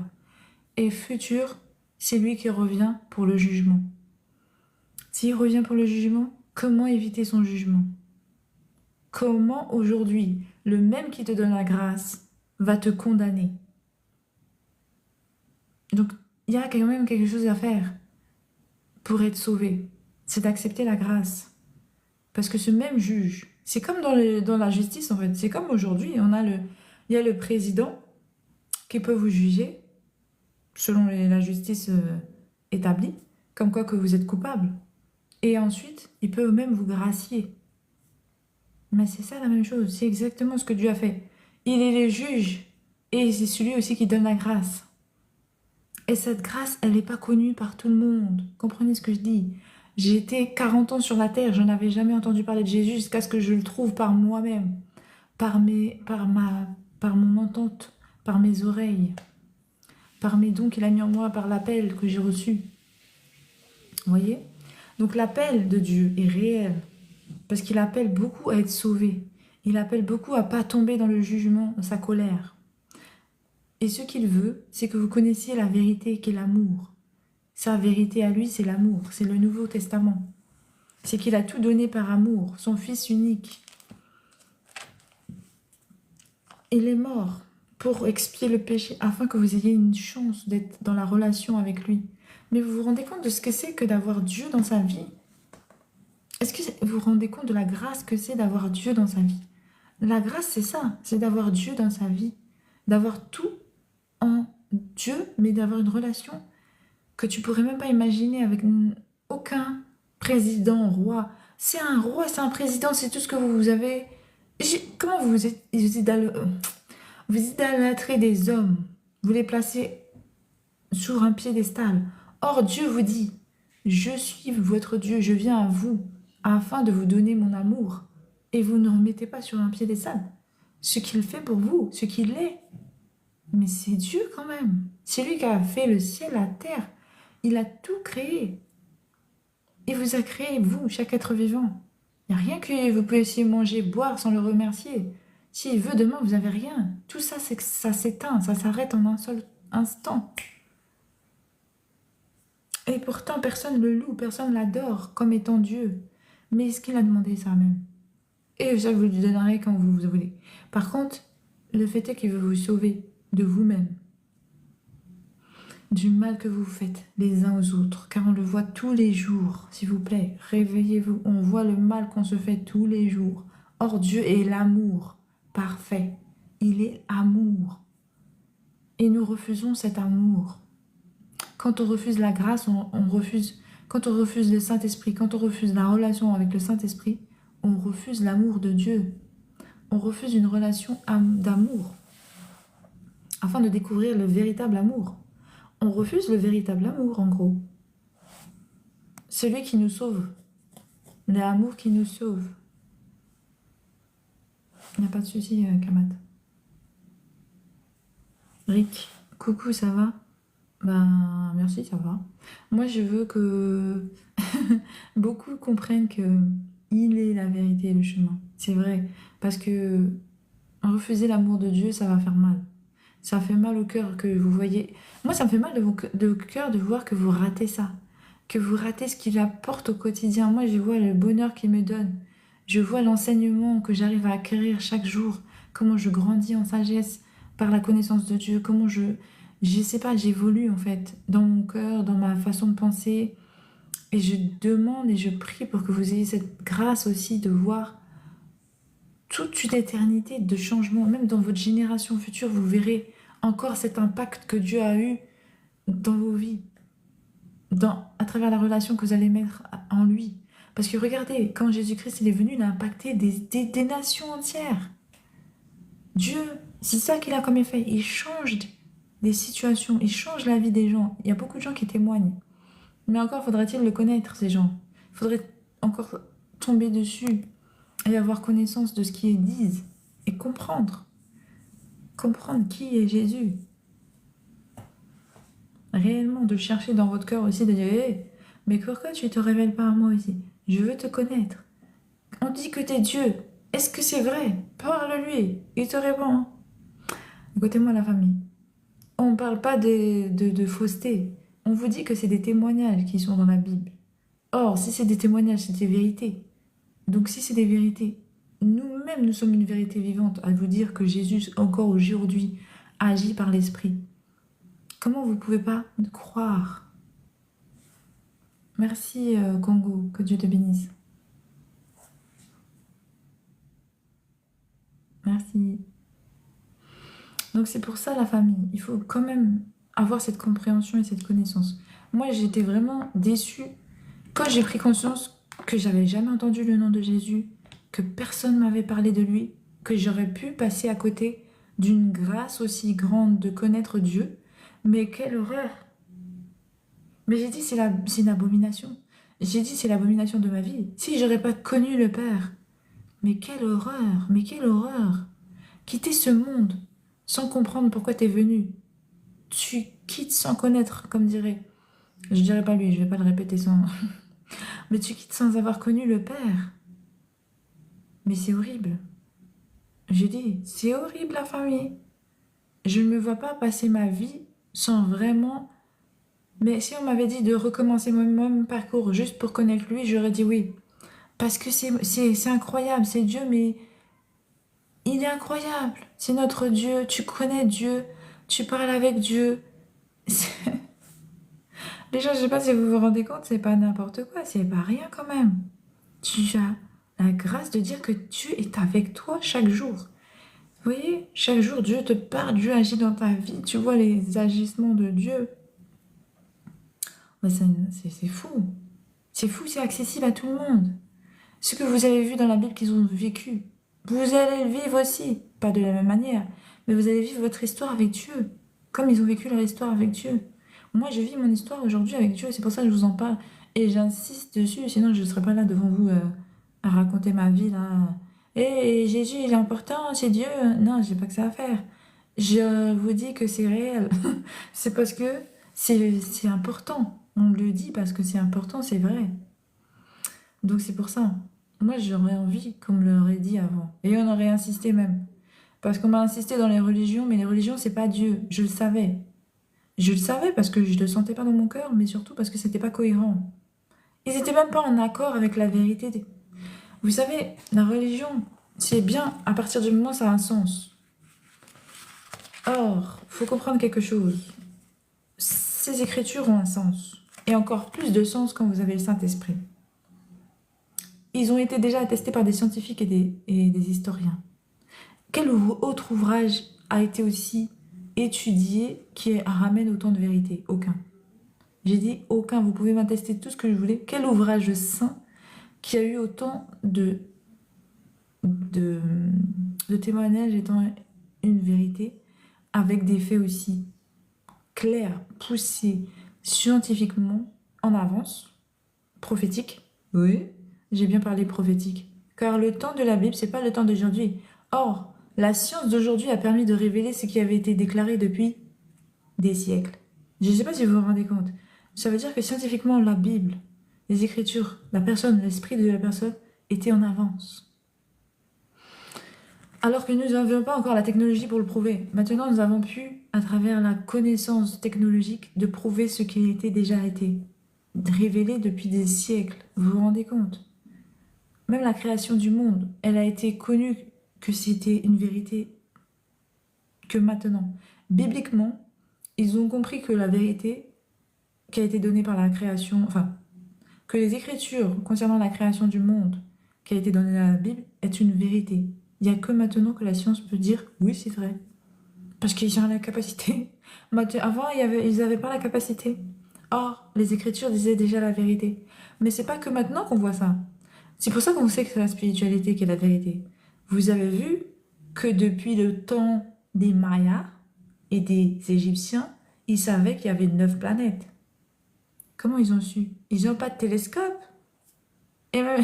Non mais la famille, faut vous réveiller. Non, sérieusement, il faut vous réveiller. C'est pas d'aujourd'hui, la spiritualité en avance. Parce que les esprits qui sont là-haut sont plus sages, sont plus poussés dans l'intelligence.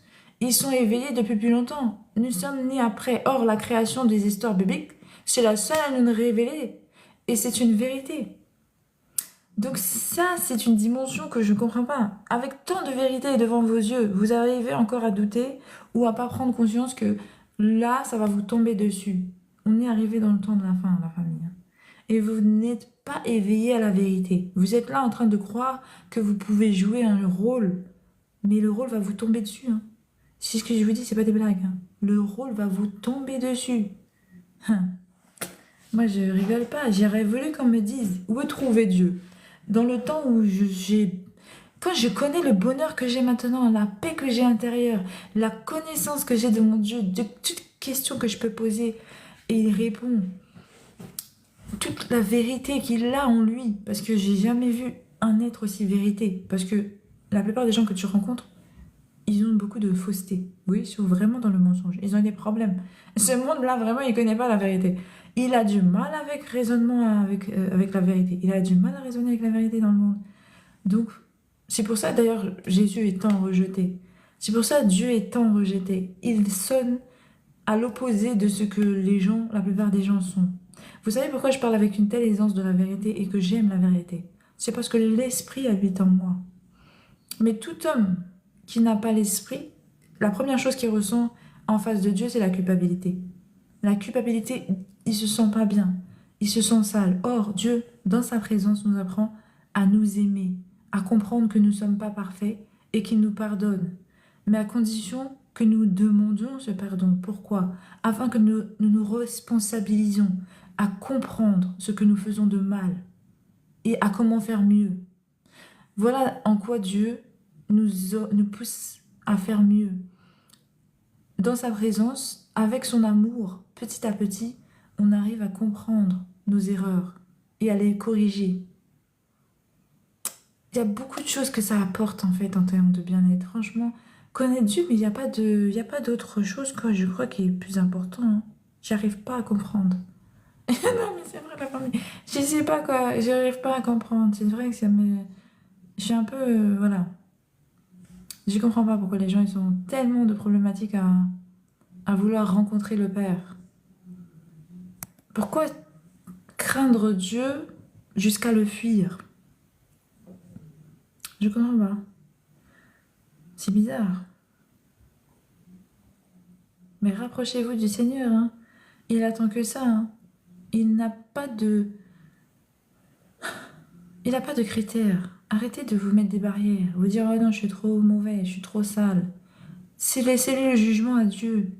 Vous n'êtes pas capable de vous juger, ni vous-même, ni les autres. Vous n'êtes pas capable de vous juger, ni vous, ni les autres. Laissez Dieu savoir si vous méritez et qu'est-ce que vous méritez. D'accord? Et croyez que vous serez surpris de comment Dieu va vous traiter. Je ne sais pas du tout ce que vous allez penser. De tout cas, je vous souhaite la relation avec le Seigneur Jésus, qui est le chemin, la vie et la vérité. Moi, j'ai fini aujourd'hui le live. Après, je vous ai dit...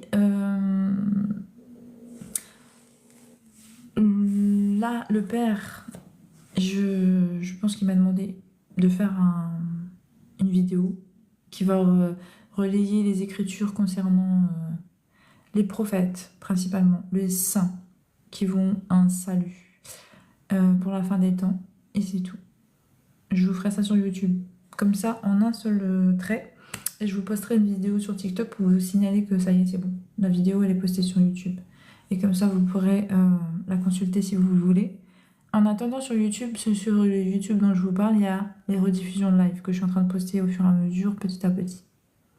Donc voilà, si vous voulez réécouter les lives pour entendre les échanges, garder la foi, etc., n'hésitez pas.